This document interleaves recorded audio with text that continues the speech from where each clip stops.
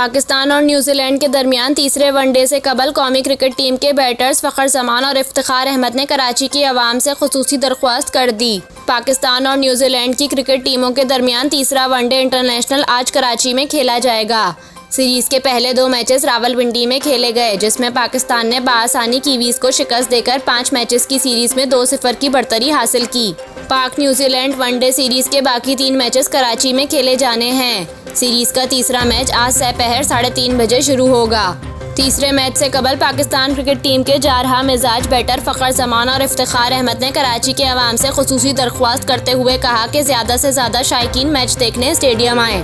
PCB की जानिब से जारी वीडियो पैगाम में फ़खर जमान ने कराची के अवाम से दरख्वास्त की कि हम आपके शहर में आ गए हैं, हम यहाँ 3 वनडे मैचेस खेलेंगे। लाहौर और पिंडी स्टेडियम में बहुत ज़बरदस्त क्राउड देखने को मिला। मैं उम्मीद करता हूँ कि कराची का क्राउड हमें मायूस नहीं करेगा। इसी तरह इफ्तिखार अहमद ने भी दरख्वास्त की कि कराची वालों आप स्टेडियम आएँ और सीरीज़ के बाकी के 3 मैचेस को एंजॉय करें।